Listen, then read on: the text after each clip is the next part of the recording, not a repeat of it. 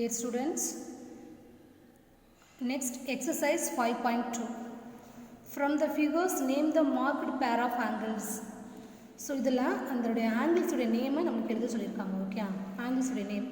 C angle 1 angle 2 interior ஆங்கிளா எக்ஸ்டீரியர் ஆங்கிளா? Exterior angle. Okay, exterior angle. இது வந்து எக்ஸ்டீரியர். அப்போ அல்டர்னேட்டிவாக இருக்காது. இந்த பக்கம் இருந்துச்சு அப்படின்னா அந்த 2 இந்த பக்கம் இருந்துச்சுன்னா அல்டர்னேட்டிவ் சொல்லலாம். அப்போ இது என்ன ஆங்கிள்? அப்போ எக்ஸ்டீரியர் ஆங்கிள்ஸ். இந்த ஆங்கிள்ஸ் ஆர் எக்ஸ்டீரியர் ஆங்கிள்ஸ், அவ்வளோதான். அப்போ angles are exterior angles same side of the transversal. இது ரெண்டையும் ஆட் பண்ணால் நமக்கு 180 கிடைக்கும் அப்படின்னு சொல்கிறாங்க. அப்போ ஷார்ட்டாக நீங்கள் என்ன எழுதலாம் அப்படின்னா ஆங்கிள்ஸ் ஆர் எக்ஸ்டீரியர் ஆங்கிள்ஸ். எப்படி எழுதலாம்? இது வந்து angles R exterior angle. Angles are exterior angle. Exterior angle same side of the transversal. இது ரெண்டையும் ஆட் பண்ணால் நமக்கு தெரியும் என்ன, அது 180 வரும் அப்படின்னு சொல்லிட்டு. Okay, next C. இப்போ ஆங்கிள் 1 அண்ட் ஆங்கிள் 2 இது என்ன ஆங்கிள்? கரஸ்பாண்டிங்காக அல்டர்னேட்டிவ் இன்டீரியரா அல்டர்னேட்டிவ் எக்ஸ்டீரியரா அப்படின்னு பார்க்கணும். அப்போ ஆங்கிள் 1 ஆங்கிள் 2 ஃபஸ்ட்டு நமக்கு எக்ஸ்டீரியர்னு தெரிஞ்சு போச்சு. இது ரெண்டும் எக்ஸ்டீரியர்னு தெரியும். பட் அல்டர்னேட்டிவாக இல்லை நார்மலாக எக்ஸ்டீரியரா அப்படின்னு நமக்கு தெரியும். அல்டர்னேட்டிவ் பாருங்க, அது ஆப்போசிட்டாக தானே இருக்குது. ஆங்கிள் 1க்கு அது ஆப்போசிட்டாக இருக்குது. அப்போ அது என்ன வரும்? Alternative. Alternative exterior angle. Okay, நான் ஷார்ட்டாக எழுதியிருக்கேன். நீங்கள் நோட்டில் இந்த தெளிவாக அந்த படத்தை வரைஞ்சி கீழே அல்டர்னேட்டிவ் எக்ஸ்டீரியர் ஆங்கிள் எழுத வேண்டியதான். Angle 1 angle 2 alternative exterior. இது வந்து angles are exterior angle same side are the supplementary. Lie on the same side வந்து சப்ளிமெண்ட்ரி நம்ம எழுதணும். ஓகே, இது வந்து ரெண்டையும் ஆட் பண்ண நமக்கு 180 கிடைக்கணும். ஆல்ரெடி நோட்ஸில் ஒரு நோட்டில் பார்த்துருப்போம். ஓகே, நெக்ஸ்ட்டு இது எல்லாத்தையுமே நான் உனக்கு என்னது தனியாக ஒரு நோட்டில் எழுதி நான் வந்து ஒரு ஃபோட்டோ எடுத்து அனுப்பி விட்றேன். ஓகேவாம்மா? ஓகே, இப்போ தேர்டு ஒன். இப்போ பாருங்கள், சி ஆங்கிள் 1 அண்ட் ஆங்கிள் 2 எந்த ஆங்கிள்ஸ் வரும்? என்ன ஆங்கிள்? ஸோ இந்த ஆங்கிள் இந்த லைனுக்கு கீழே இருக்குது, அதே மாதிரி இந்த லைனுக்கு கீழே இருக்குது. அப்போ இது என்ன ஆங்கிள்ஸ்டா? Corresponding angles. அப்போ the angles are corresponding angles. Okay, so இங்கே எப்படி எழுதலாம்? Angles are corresponding angles.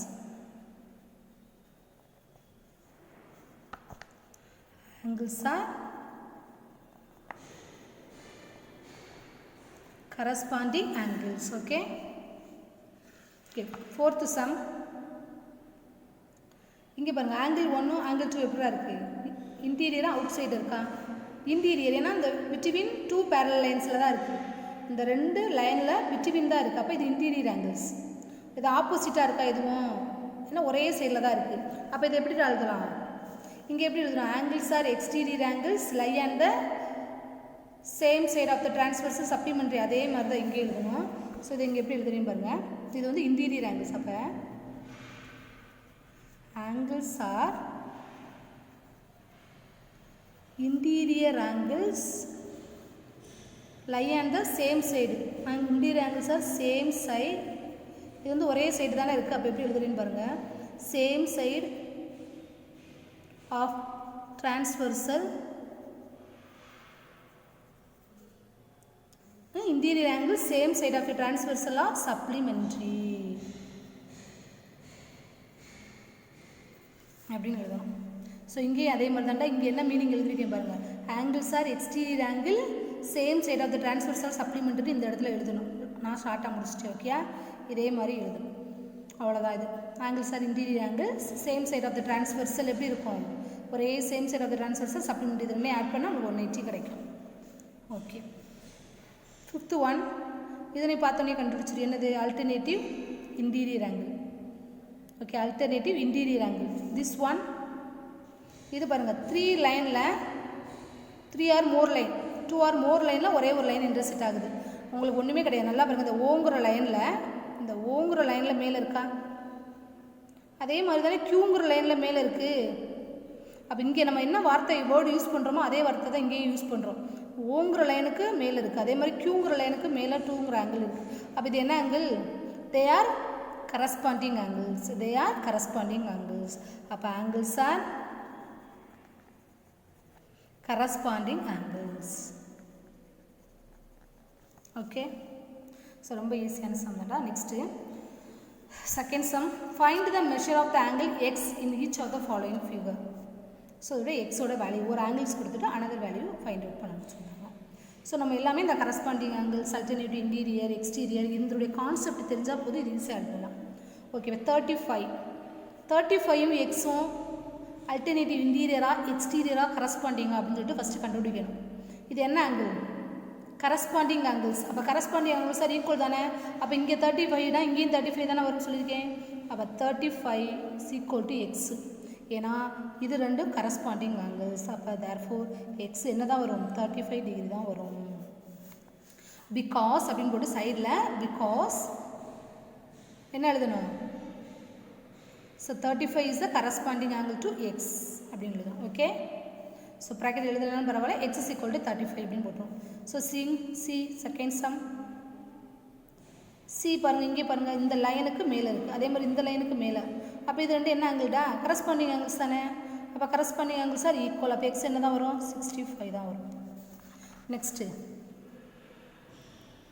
இங்கே என்னது? 145க்கு எக்ஸ் என்ன வரும்? கரஸ்பாண்டிங் தானே, இந்த லைனுக்கு கீழே இருக்குது, அதே மாதிரி இந்த லைனுக்கு கீழே. அப்போ எக்ஸ் என்ன வரும்? 145. ஸோ ரொம்ப ஈஸியான சம் தான், கரஸ்பாண்டிங். நெக்ஸ்ட்டு பாருங்கள், ஃபோர்த்து சம். இதுவும் கரஸ்பாண்டிங் தான். அப்போ எக்ஸ் என்ன தான் வரும்? 135. சி நம்மளுக்கு தெரியும், இந்த மாதிரி சிம்பிள் கொடுத்தாவே இது என்ன டிகிரின்னு தெரியும் நம்மளுக்கு. 90 டிகிரி பெர்பெண்டிகுலர். பாருங்கள், இப்படி வந்தாவே நம்மளுக்கு இந்த இடத்துல என்னது? Perpendicular line. அப்போ பெர்பெண்டிகுலர்னா 90 டிகிரி ஃபார்ம் ஆகுது. அப்போ எக்ஸோட டிகிரி 90 டிகிரி. ஓகே, இது வந்து பெர்பெண்டிகுலர் லைன், இந்த சிம்பிள் போட்டாவே. Next third sum, find the measure of y in each of the following figure. First one see, ஒய்யும் 28 என்ன டிகிரியாக இருக்குது? இது அல்டர்னேட்டிவ் இன்டீரியர் ஆங்கிள்ஸாக இருக்கா? அல்டர்னேட்டிவ் ஆப்போசிட்டாக இருக்கா? அப்போ அல்டர்னேட்டிவ் இன்டீரியர் ஆங்கிள்ஸ் ஆர் ஈக்குவல்னு சொல்லியிருக்கா. அப்போ ஒய்க்கு என்ன வரும்? அதே 28 தான் வரும். நெக்ஸ்ட்டு சி, இது அல்டர்னேட்டிவ் எக்ஸ்டீரியராக இருக்குது, வெளியில் இருக்குது, அல்டர்னேட்டிவ் மாதிரி இருக்குது. அப்போ ஒய்க்கு என்ன வரும்? 58. ஸோ அதே நாங்கள் என்ன ஆங்கிள்ஸ் கொடுத்துருக்காங்களோ அப்படி எழுத வேண்டியதான். இங்கே அல்டர்னேட்டிவ் இன்டீரியர், அப்போ ஒய் இஸ் ஈக்குவல் டு 123. இது எக்ஸ்டீரியர், அப்போ y is equal to 108. So ரொம்ப ஈஸியான சம் தான். ஓகே, இப்போ ஃபோர்த்து சம்.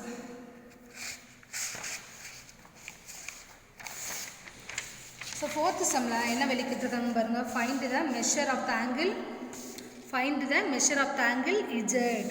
இந்த இஜட்டோட வேல்யூ என்ன அப்படின்னு கேட்டுருக்காங்க. ஸோ நம்மளுக்கு தெரியும்,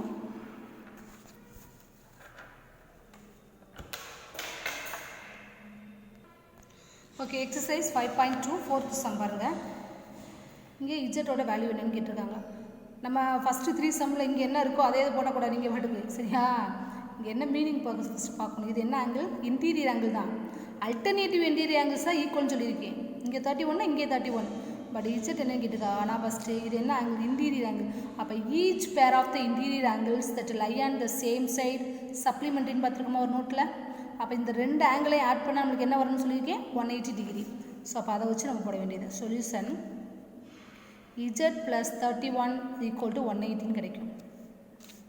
இது வந்து என்னது? சேம் சைடாக இருந்துச்சுன்னா இது ரெண்டையும் ஆட் பண்ணால் 180 கிடைக்கும்னு பார்த்துருப்போம் நோட்டில்.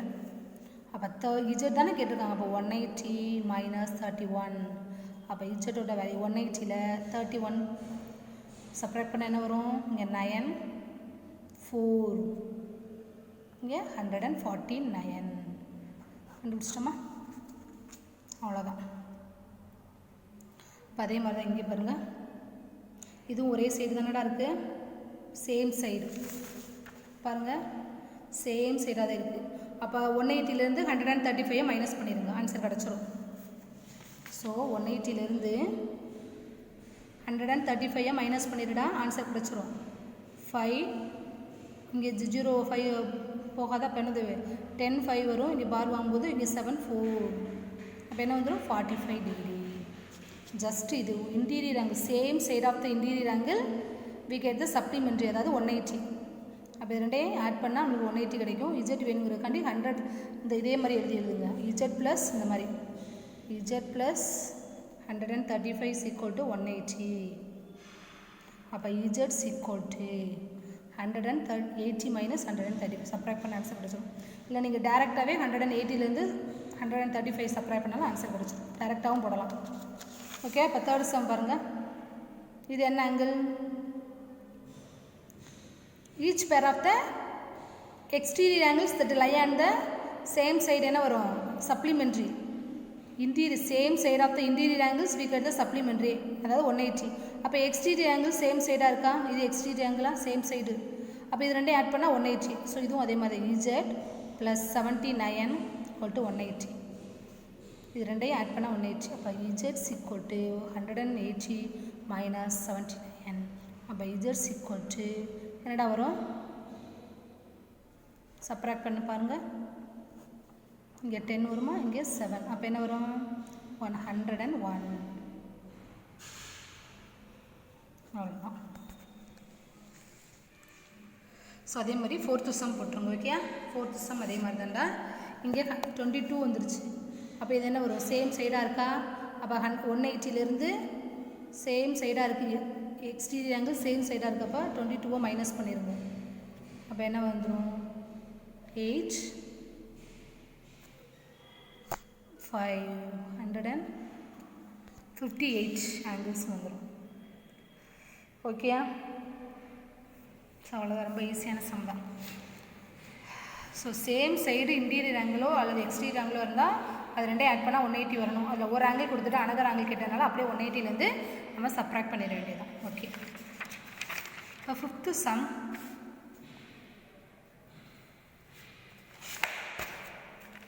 ஃபிஃப்த்து சம் பாருங்கள். இப்போவும் அதே மாதிரி தான்.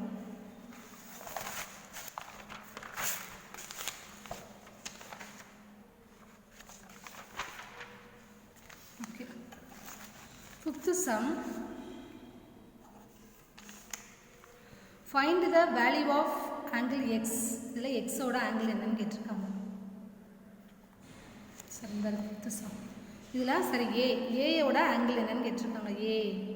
So C first sum. Okay, அப்போ சி இது வந்து என்ன ஆங்கிள்? கரஸ்பாண்டிங் ஆங்கிள்ஸா? இந்த லைனுக்கு மேலே இருக்குது, இந்த லைனுக்கு மேலே. அப்போ ஏயோட வேல்யூ என்னென்னு கேட்டிருக்காங்க. இங்கே ஆங்கிள்ஸ் கொடுக்காம 3Aங்கிற கொடுத்துருக்காங்க. ஏயோட வேல்யூ நம்ம ஃபைண்ட் அவுட் பண்ணணும். அப்போ கரஸ்பாண்டிங் ஆங்கிள்ஸ் ஆர் ஈக்குவலா? அப்போ 3A = 126.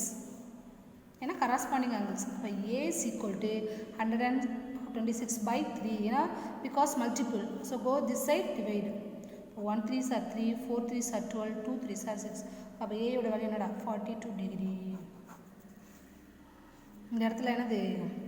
Corresponding angles are equal எழுதிக்கணும். Corresponding angles are equal. அதனால 3A = 126. ஓகே, அதே மாதிரி தான் இங்கே பாருங்கள். Second sum. 4A + 13 இங்கே 135. இது ரெண்டும் பாருங்கள், இந்த லைனுக்கு மேலே இருக்குது. பட் இந்த லைனுக்கு என்னது? கீழே கொடுத்துருக்காங்க. ஆனால் பட் இது என்ன ஆங்கிள்? கரஸ்பாண்டிங் ஆங்கிள்ஸா? இங்கே மேலே கொடுத்தா தான் கரஸ்பாண்டிங் ஆங்கிள். பட் இந்த லைனுக்கு மேலே இருக்குது, இந்த லைனுக்கு கீழே இருக்கும்போது பட் இது என்ன ஆங்கிள்? கரஸ்பாண்டிங் ஆங்கிள்ஸ் கிடையாது. அப்போ இது என்ன ஆங்கிள்ஸ் வரும்? Exterior angle same side of the transversal are supplementary. அதாவது இந்த எக்ஸ்டீரியர் ஆங்கிள்ஸ் இது ரெண்டையும் ஆட் பண்ணால் 180 வரும் அப்படின்னு அர்த்தம். அப்போ செகண்ட் சம் 4A + 13 + 135 = 180 அப்படின்னு அர்த்தம். இந்த ரெண்டு ஆங்கிளையும் ஆட் பண்ணால் நம்மளுக்கு 180 வரும். ஏன்னா எக்ஸ்டீரியர் ஆங்கிள் சேம் சைடாக இருக்குது. சரிடா, இது கரஸ்பாண்டிங் ஆங்கிள்ஸ் கிடையாது. அப்போ 4A இது ரெண்டையும் ஆட் பண்ணால் என்னடா வரும்? 148 = 180.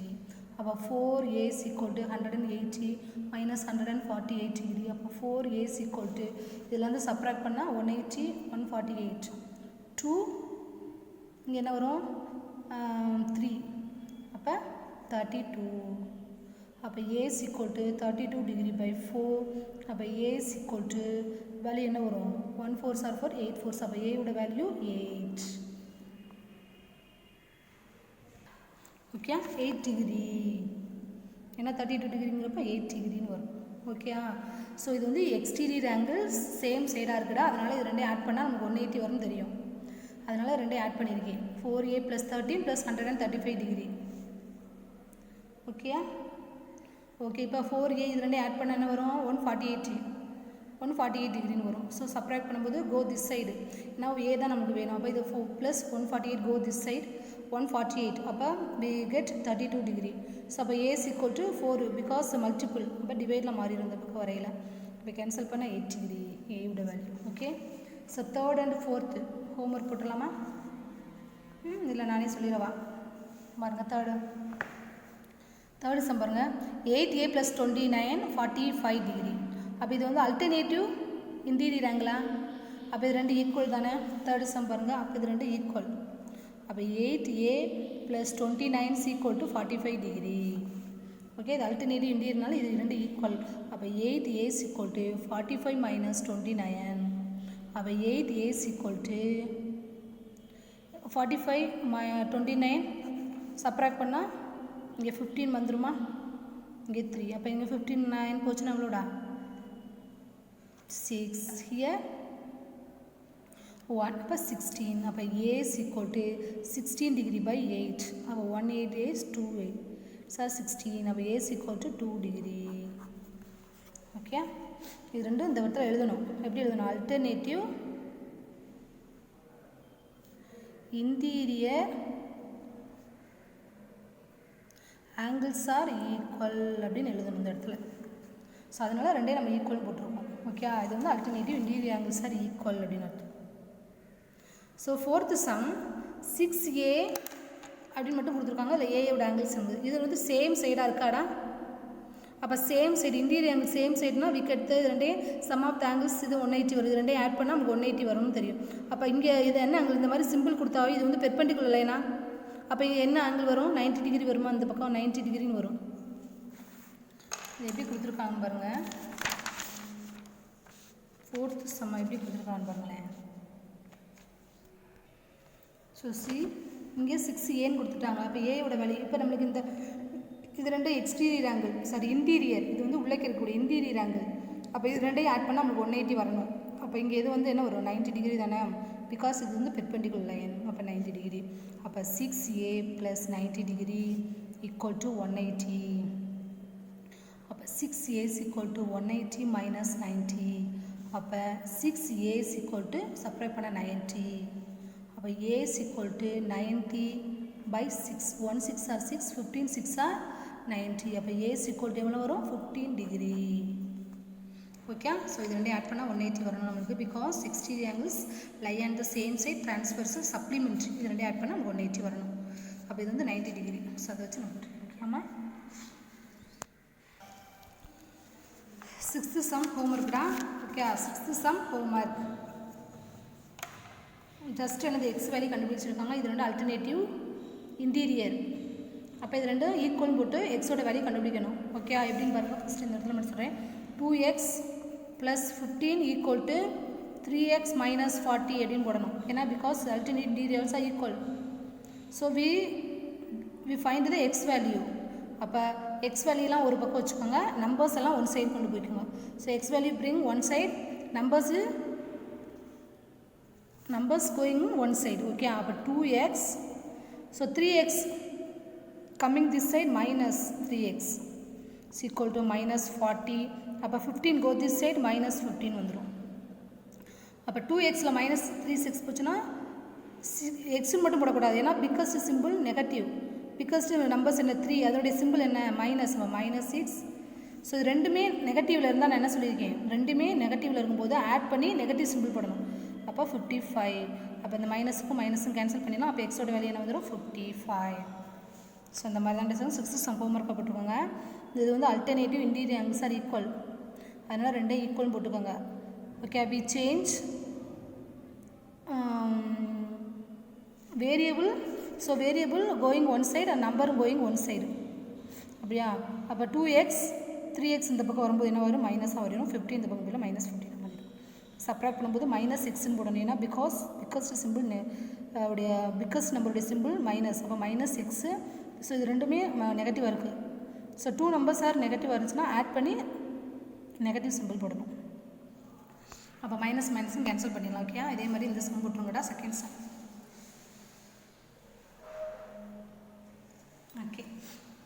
Seventh sum. Anbu has marked the angles as shown below. First and second, check whether both of them correct.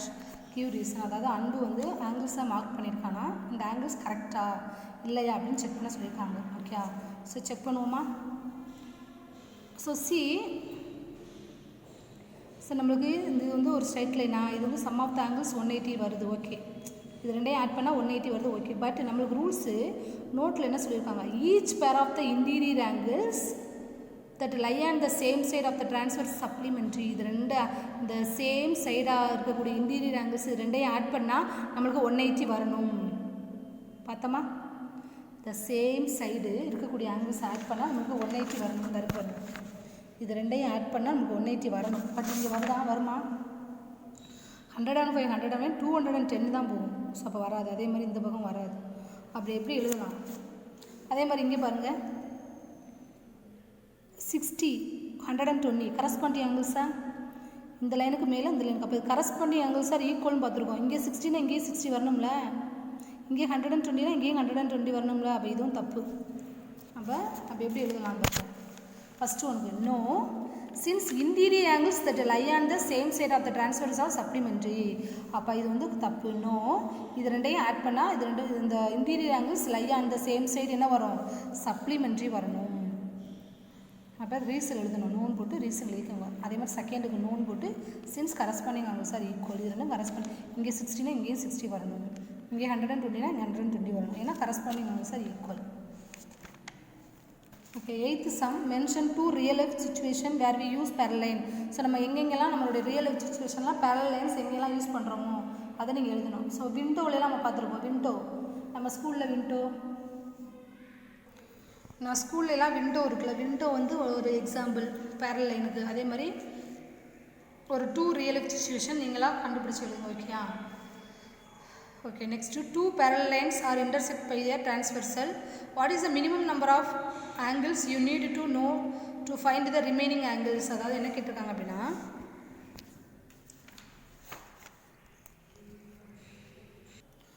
two parallel line are intersect by the transversal. What is the minimum number of, அதாவது see two லைனில் ஒரு line என்ன ஆகுது, two barrel லைனில் one line intersect ஆகுதான். அப்போ நம்மளுக்கு இப்போ இதில் இருக்கக்கூடிய நம்மளுக்கு ஒரு ஆங்கிள் கூட கொடுக்கல பாருங்கள். So no angles given. அப்போ what is the minimum number of angles you need to the ரிமே. அப்போ ஒரு ஆங்கிள், அப்போ எத்தனை ஆங்கிள்ஸ் தெரிஞ்சிச்சு அப்படின்னா நம்மளுக்கு அது குறைஞ்சது எத்தனை ஆங்கிள்ஸ் நமக்கு தெரிஞ்சால் அந்த ரிமைனிங் ஆங்கிள்ஸ் நம்ம கண்டுபிடிக்க முடியும் அப்படின்னு கேட்குறாங்க. இப்போ இதெல்லாம் ஒரு ஆங்கிள்ஸ் கூட கொடுக்கலடா, ஆனால் எத்தனை ஆங்கிள்ஸ் கொடுத்தாங்கன்னா இப்போ மொத்தம் அதுதான் எத்தனை ஆங்கிள்ஸ் இருக்குது, 1 2 3 4 5 6 7 8. அப்போ 8 ஆங்கிள்ஸ் நம்ம கண்டுபிடிக்கணும். இப்போ எந்த ஆங்கிள்ஸுமே கொடுக்காம நம்ம 8 ஆங்கிள்ஸ் கண்டுபிடிக்க முடியுமா? அப்போ குறைஞ்சது மினிமம் குறைஞ்சது எத்தனை ஆங்கிள்ஸ் கொடுத்தா நம்ம ரிமைனிங் ஆங்கிள்ஸை கண்டுபிடிக்க முடியும்?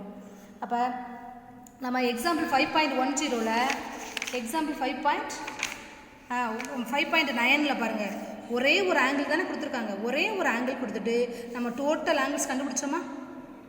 அப்போ மினிமம் எத்தனை ஆங்கிள்ஸ் தெரிஞ்சால் நம்ம எல்லா ஆங்கிள்ஸும் கண்டுபிடிக்கலாம்?